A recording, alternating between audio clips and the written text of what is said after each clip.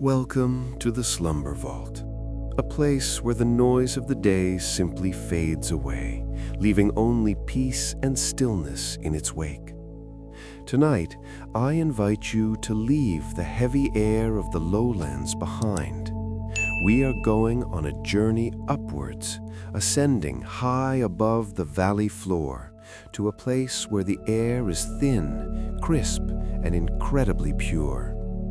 This is a story about finding a sanctuary in the sky. It is a place of solitude, where the only sound is the wind singing through the rocks, and the only light comes from the ancient, watchful stars.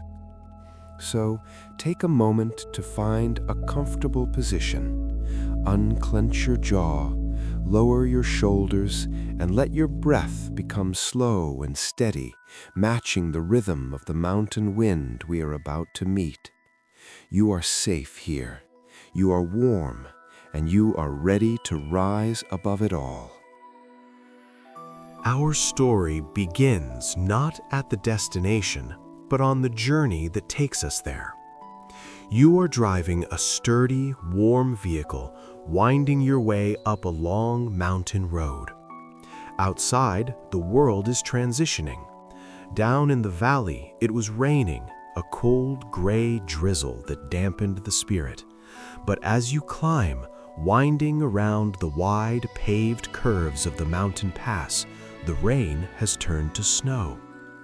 It is a gentle transformation.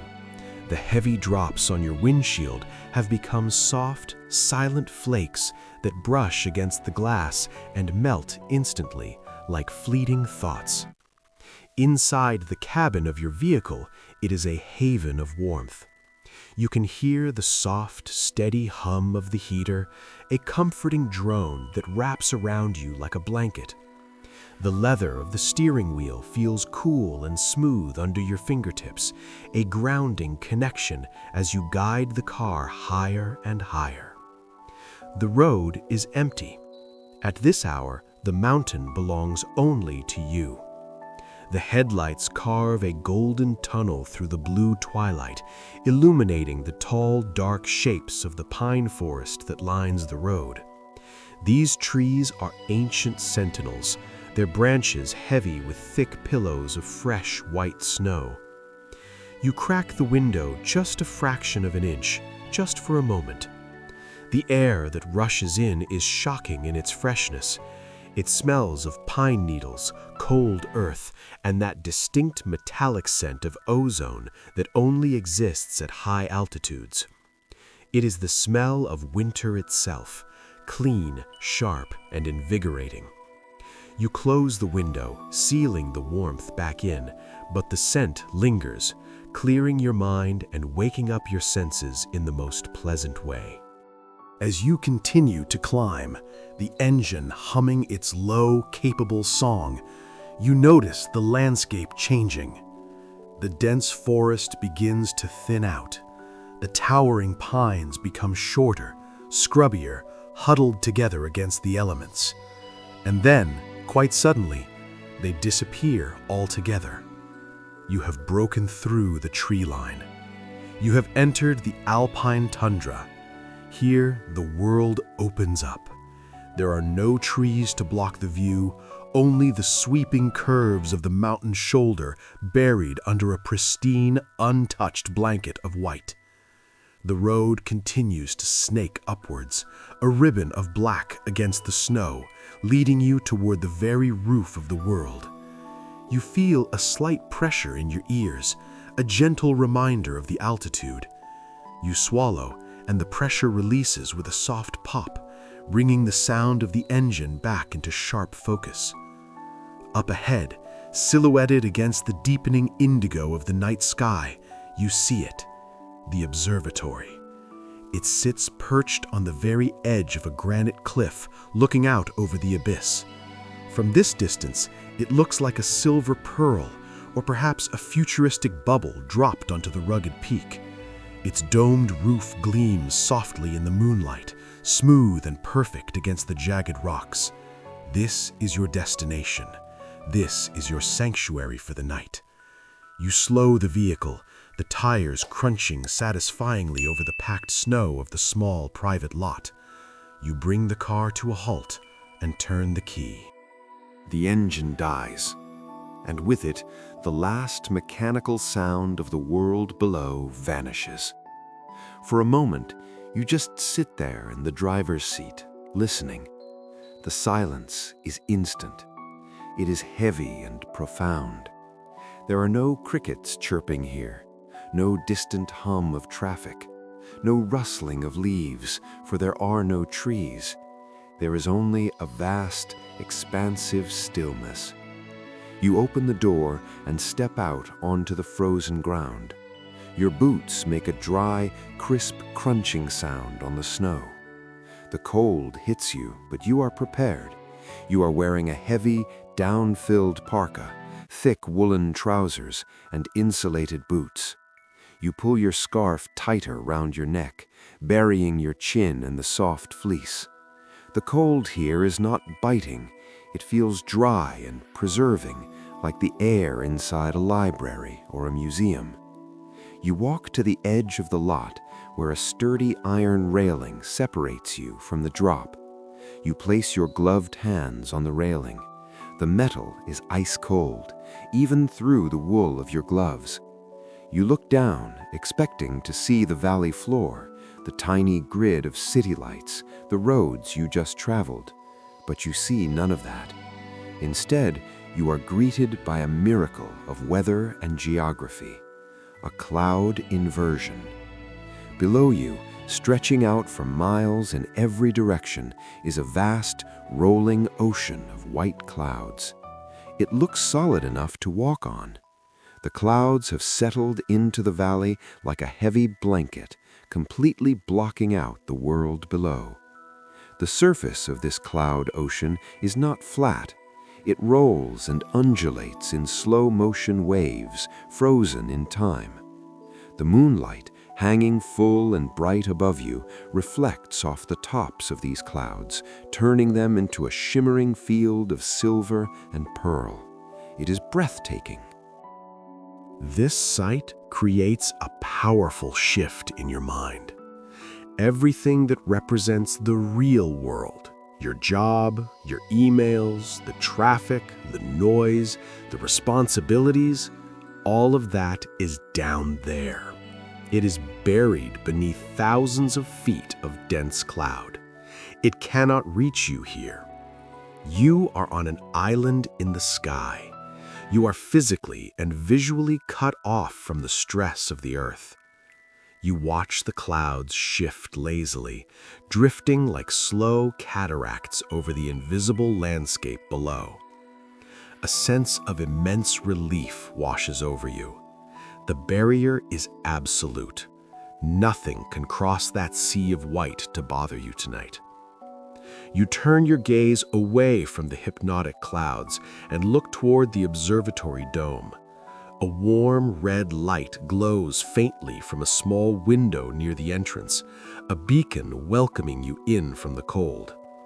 The wind picks up slightly, whistling a low, mournful yet beautiful note as it passes through the jagged rocks of the peak. It is a lonely sound, but it does not make you feel lonely. It makes you feel singular, unique. It reminds you that you are standing on top of the world, a solitary explorer on the edge of the infinite. With one last look at the silver ocean below, you turn your boots toward the entrance of the dome, ready to step inside the warmth. You stand before the entrance to the dome. It is a heavy industrial door, painted a matte gray, designed to withstand the fiercest alpine storms. There is a large circular handle, cold and solid in your grip. You turn it slowly. The mechanism engages with a smooth, deep clunk, a sound of perfect engineering. You pull the door open, and it moves with a surprising weight, swinging outward on silent hinges. You step across the threshold, and as you pull the door shut behind you, the seal engages with a soft hiss, followed by a final, reassuring thud. Instantly, the singing of the wind is cut off. The silence here is different from the silence outside. Outside, it was vast and open. Inside, the silence is intimate, contained, and incredibly warm. You are in the airlock, a small transition space between the elements and the sanctuary. You take a moment to unzip your heavy parka, the sound of the zipper loud and crisp in the small space. You hang it on a brass hook, watching it sway gently before coming to rest.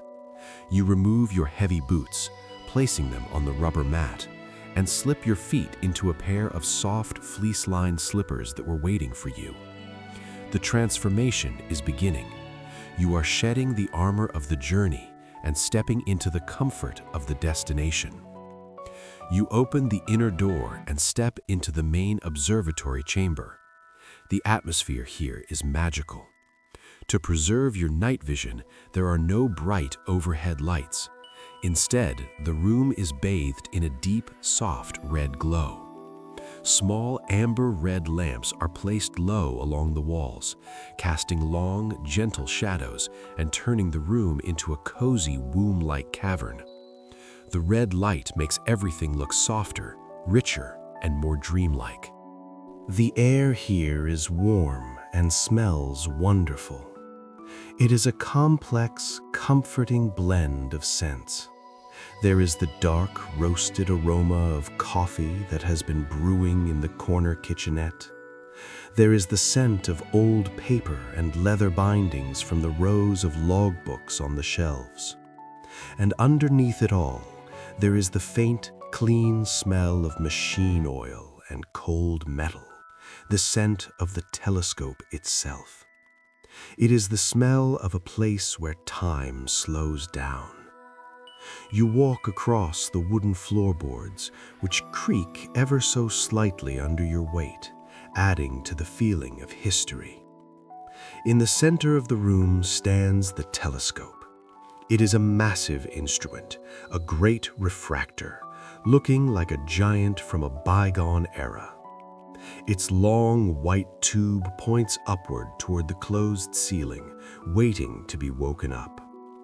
The mount is made of heavy iron, painted black, with dials and counterweights of polished brass that catch the red light and gleam like gold. It is time to begin the ritual. This is not a chore, but a slow, beloved dance between you and the machine. You approach the control pedestal. It is covered in analog dials and heavy toggle switches. There are no touchscreens here, only the tactile satisfaction of real buttons. You reach out and flip the master power switch. Click. Deep within the base of the telescope, a motor comes to life. It is a low, steady hum. Thrum. It is a vibration you feel in the soles of your feet more than you hear with your ears. It is the heartbeat of the observatory. You run your hand along the smooth, cool metal of the telescope's barrel. It feels solid and unshakable. You reach for the large brass wheel that controls the declination axis. The metal is cool and smooth against your palm. You turn it just a fraction. The gears mesh together with a soft, oily gliding sound. Whir, click. The massive tube moves in response, dipping its head slightly, bowing to your command. Now you must open the dome. You walk to the wall and locate the heavy lever for the shutter. You grasp the handle and pull it down with a slow, steady motion. Above you, the curved ceiling begins to change. With a rumble that sounds like distant thunder, the heavy metal shutters slide apart. A slice of the universe is revealed. A strip of the deep violet night sky appears, cutting through the ceiling. Cold air drifts down, mixing with the warmth of the room, creating a refreshing, swirling current that brushes against your face. You return to the telescope. You need to align it with the rotation of the Earth. You check the brass setting circles, looking closely at the engraved numbers in the dim red light. You adjust the right ascension knob. It turns with a heavy, honey-like resistance. You can hear the internal clock drive engage, tick, tick, tick. It is a slow, rhythmic metronome, syncing the movement of the telescope with the spinning of the planet. The telescope is now tracking. It is moving, though so slowly that your eyes cannot detect it. It is matching the pace of the stars. You walk over to the eyepiece assembly at the base of the tube. You select a wide-angle eyepiece from a velvet-lined wooden case. The glass lens is heavy and cool in your hand. You slide it into the focuser barrel. It fits perfectly. Slide, click. You turn the small knurled focus knob, moving the eyepiece in and out, preparing the focus. The room is filled with these layers of sound: the low thrum of the motor, the slow ticking of the clock drive, the distant whistle of the wind outside, now just a muffled memory, and the creak of the floorboards as you move around the instrument. It is a symphony of mechanics and peace. Everything is heavy, deliberate, and precise. There is no rush here. The stars have been there for billions of years. They will wait for you. You take a cloth from your pocket, a soft microfiber square, and gently polish the brass fitting of the eyepiece. The motion is repetitive and soothing, round and round, polishing the metal until it shines in the crimson light. You check the counterweights one last time, giving them a gentle pat to ensure they are locked in place. The telescope is balanced perfectly. If you were to unlock the clutch, you could move this 2-ton instrument with the push of a single finger. That is the beauty of balance. The preparation is complete. The dome is open to the night. The machine is humming its lullaby. The lens is clear. The red light washes over you, making your eyelids feel heavy and relaxed. You have built a bridge between the Earth and the sky. All that is left to do now is to look. You settle into the observer's chair. It is an old, comfortable seat, upholstered in worn leather that has softened over decades of use. It creaks softly, a welcoming sound as you adjust the height. You lean forward, bringing your eye to the small, cold circle of the eyepiece. You hold your breath for just a moment, a natural pause of anticipation, and then you look. The world of the mountain, the snow, and the clouds simply vanishes. You are no longer on Earth.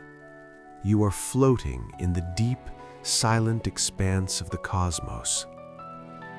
The sky through the lens is not the flat black you see from the city. Here, high above the dense atmosphere, the background of the universe is a deep, bruised violet. It is a rich velvet texture, alive with depth. And against this velvet backdrop, there are diamonds. Thousands of them. More stars than you thought could exist in a single glance. They are not just points of light, they are steady, piercing jewels. Some burn with a fierce ice blue intensity. Others glow with a warm, steady amber pulse. You slowly turn the fine adjustment knob. The image glides smoothly across your field of vision. You are panning across the Milky Way. It stretches across the view like a spilled river of diamond dust, a hazy, glowing band of light that looks like a cloud made of stars. It is so bright, so dense, that it almost feels like you could reach out and run your fingers through it, feeling the cool, grainy texture of starlight. You adjust the telescope slightly, searching for a specific treasure. And there it is, the Orion Nebula. Through the glass, it appears as a delicate, blooming flower of light. You see wisps of pale green and faint rose-pink gas curling and twisting in the silence of deep space. It is a stellar nursery, a place where new stars are being born at this very moment. It looks like a cloud of frozen smoke suspended forever in the void. Watching it, you feel a profound sense of cosmic perspective. Looking at something so vast, so ancient, and so beautiful, your own thoughts begin to change. The worries that seemed so heavy down in the valley suddenly feel weightless. Your to-do lists, your schedules, your little stressors, they all shrink down until they are smaller than a speck of dust against this nebula. You feel light. You feel unburdened. You are just a quiet observer, witnessing the slow, majestic clockwork of the universe. It is a feeling of being small, but in the most comforting way possible.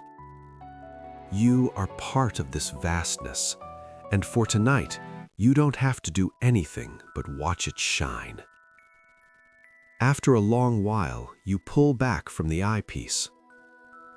You blink, letting your eyes readjust to the soft red gloom of the observatory.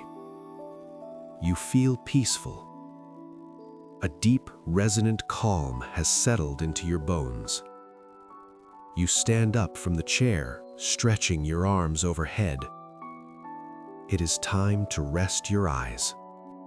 You walk over to the small kitchenette in the corner of the dome.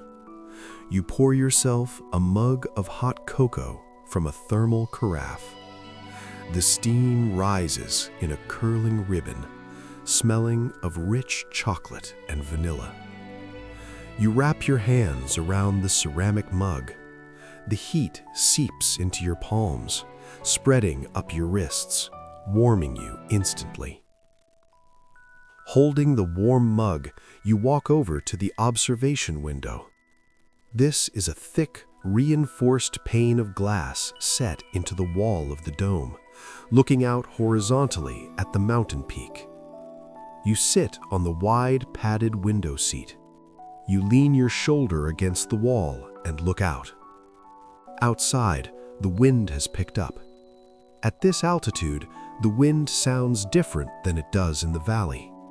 It doesn't rustle leaves, for there are no trees. Instead, it sings. It whistles a high, clean note as it rushes over the jagged granite rocks. It hums against the curve of the dome. You can see plumes of dry snow being whipped up by the gusts, dancing like white ghosts in the moonlight before settling back down. You press your hand gently against the glass. It is cold. Just inches away, the temperature is freezing and the wind is wild and untamed. But here, on your side of the glass, the air is still and warm. The smell of cocoa is sweet. The red light is soft. This contrast, the violence of the high-altitude weather outside versus the absolute stillness of your sanctuary inside, deepens your relaxation. The glass holds firm. The dome is solid. You are completely protected. You take a slow sip of the cocoa. It is rich and sweet, coating your throat with warmth. You listen to the wind buffet against the building, a low whoosh sound that comes in waves. It is nature's own white noise. It is a reminder that the world is vast and powerful, but you are tucked away in a secret pocket of safety, hidden above the clouds. You watch the snow swirl, mesmerized by the chaotic dance, feeling safer and cozier with every gust that fails to reach you. You place the empty mug on the sill. The ceramic makes a soft clink against the wood. You remain sitting there for a moment, just watching the glass. If you look very closely at the edge of the window frame, you can see the passage of time. A single bright star is hovering near the metal rim of the window. You watch it. Slowly, imperceptibly, it drifts behind the frame and disappears. It is a gentle reminder that the Earth is turning. The planet is spinning you slowly, rocking you in a cradle of gravity, carrying you through the night. Your eyelids are beginning to feel wonderfully heavy. The thin, crisp air at this altitude has a unique effect. It makes your body feel heavy, but your mind feel light. You feel a pleasant, floaty sensation, as if you were untethered from the ground. A soft wave of drowsiness washes over you, starting at the top of your head and flowing down to your shoulders, your hands, your knees. It is time. You stand up slowly from the window seat. You move through the dim, red-lit room toward the back of the dome. Tucked away under the curvature of the ceiling is the sleeping nook. It is a small, shadowed space built purely for rest. There is a sturdy wooden bunk made up with crisp white sheets and a mountain of blankets. You climb into the bed. The mattress is firm and supportive. You pull the covers up, and then you pull up the duvet. It is a heavy thermal duvet, thick with down. It settles over you with a comforting weight, pressing you down into the mattress. It feels like a hug. The sheets are cool against your skin at first, but your body heat quickly warms the space, creating a perfect cocoon of temperature. You settle your head against the pillow. It is soft and cool. You reach out and click the small switch on the wall. The red ambient light fades away. The room plunges into darkness, save for the faint, ghostly starlight filtering in through the open shutter above. You lie on your back, looking up into the shadows of the dome. You are the highest person for 100 miles. Below you are the clouds. Below the clouds is the world. But you are far above it all. You are safe in your silver bubble. You listen to the wind one last time. It is a steady, eternal hum outside the walls. It is the sound of the planet breathing. Whoosh, whoosh. It is a white noise that clears your mind of the very last thought. You let your eyes close. The darkness behind your eyelids is velvety and deep. You feel the rotation of the earth carrying you into the night. You are warm. You are heavy. You are at peace, drifting away from the stars, drifting away from the wind, drifting down and down into a deep, dreamless sleep. Good night.